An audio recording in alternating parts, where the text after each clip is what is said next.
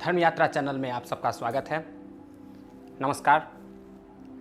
आज हम बताने वाले हैं भिन्न भिन्न राशि वालों के लिए चंद्र कुंडली के माध्यम से गोचर में क्या प्रभाव है। प्लैनेट गोचर के माध्यम से भिन्न भिन्न राशि वालों पर क्या प्रभाव डालता है। माह अगस्त भिन्न भिन्न राशि वालों के लिए कैसा बीतने वाला है, इसके विषय में हम चर्चा करेंगे। अभी हम चर्चा करेंगे मकर राशि वालों के लिए माह अगस्त कैसा बीतेगा, क्या करनी चाहिए, क्या नहीं करनी चाहिए, किस चीज़ से सचेत होना है, किस चीज़ से नहीं होना है, किस क्षेत्र में हमारी तरक्की होगी, किस क्षेत्र में नहीं होगी। कहते हैं, शास्त्रोक्त बात है कि ग्रहाधीनम जगत सर्वम, ग्रह के अधीन सारा जगत है, प्लैनेट के अधीन। ग्रह हमारे ऊपर जिस तरह का इफेक्ट डालता है उससे इफेक्टिव हो जाते हैं और फिर हम ग्रह के हिसाब से अपने काम को करते हैं। अगर ये चीज़ मुझे पता हो, जानकारी में हो कि ये चीज़ होना है, तो फिर उसको हम परहेज कर सकते हैं, उससे हम छुटकारा पाने के लिए उसका निदान कर सकते हैं। तो आइए हम चर्चा करते हैं मकर राशि वालों के लिए कैसा बीतेगा अगस्त माह। फर्स्ट हाउस मकर, चंद्रमा लग्न में बैठा हुआ है। चंद्रमा 7th हाउस का ऑनर है, जो लग्न में बैठा हुआ है। लग्न में 7th हाउस का चंद्रमा और बुध की पूर्ण दृष्टि, ये दिख रहा है कि स्वास्थ्य, फर्स्ट हाउस से जनरली स्वास्थ्य का हम प्रेडिक्शन करते हैं, तो स्वास्थ्य बहुत अच्छी होगी, इसमें कोई दिक्कत नहीं है। सेकंड हाउस से हम प्रेडिक्शन करते हैं वाणी की, अपने कुटुंब, परिवार, सगे संबंधी, संचित धन, इसका हम प्रेडिक्शन करते हैं। इसका ऑनर है शनि, जो 12th हाउस में बैठा हुआ है बृहस्पति के साथ। जनरली 12th हाउस में शुभ ग्रह का बैठना अच्छा नहीं होता है, अच्छा फलदायक नहीं होता है। लेकिन जो पापक ग्रह है और जो क्रूरक ग्रह है, ये दोनों ग्रह जब 12th house, 2nd house, 6th house और 8th हाउस में बैठे होते हैं तो वो अच्छे फल देता है। तो ऐसे में 2nd हाउस के जो ऑनर हैं वो आपके बैठे हुए हैं 12th हाउस में। फर्स्ट हाउस के और 2nd हाउस के शनि जो हैं वो दोनों हाउस के ऑनर हैं, जो आपके 12th हाउस में बैठे हुए हैं। तो आपके स्वास्थ्य में कोई परेशानी नहीं है, क्योंकि शनि जो है वो क्रूरक ग्रह है, 12वें भाव में बैठा हुआ है, अच्छा फल देगा। स्वास्थ्य संबंधित कोई दिक्कत नहीं है। वाणी आपकी अच्छी होगी, क्योंकि बृहस्पति के साथ शनि बैठा हुआ है। वाणी का कारक जो है वो बृहस्पति भी है, तो वो आपका वाणी जो है अच्छा। सगे संबंधित से आपका संबंध जो है वो बहुत बढ़िया होगा, क्योंकि लग्नेश है शनि के साथ बैठा हुआ है बृहस्पति, तो उसका आपका संबंध जो होगा वो बहुत बढ़िया होगा। रिलेशन आपका, संपत्ति आपकी जो धन है वो, उसमें कोई वेस्ट नहीं होना है, क्योंकि शनि 12th हाउस का बहुत बढ़िया फल देता है।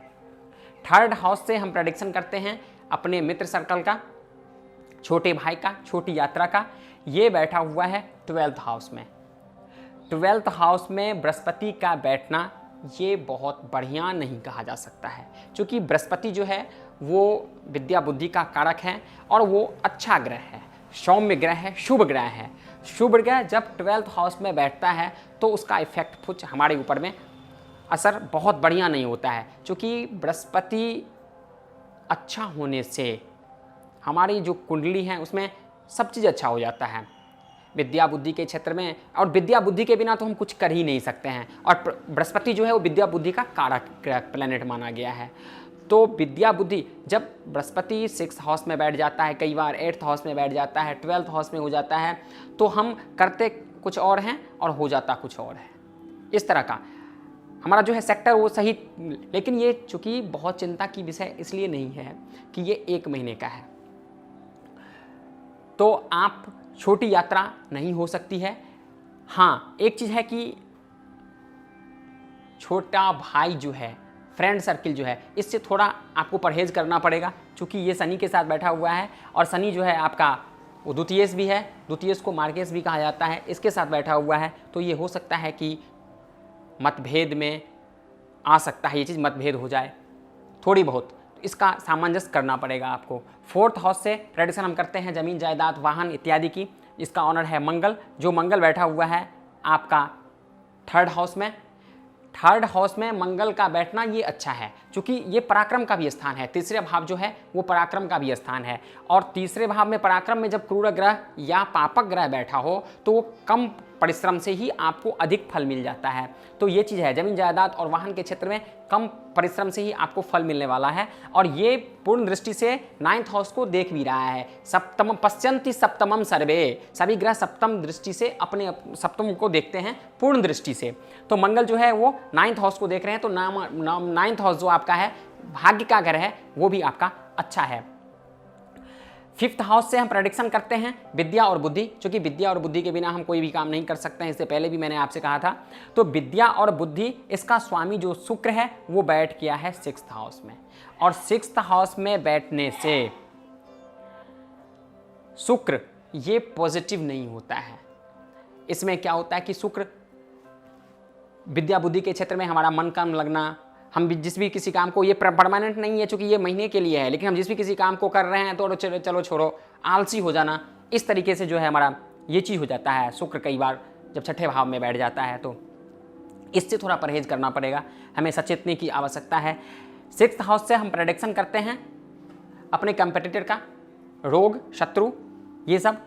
इसका जो ऑनर है वो 7th हाउस में बैठा हुआ है, ये भी आपके लिए थोड़ा चिंता करने योग्य है, क्योंकि वो फिर से सप्तम दृष्टि से अपने लग्न को देख रहा है बुध। तो ये 6th हाउस का ऑनर है, ये आपको थोड़ा तकलीफ दे सकता है, परेशानी उत्पन्न कर सकता है, ये 2 चीज़ है। 8th हाउस से हम प्रेडिक्शन करते हैं लंबी यात्रा और आयु की।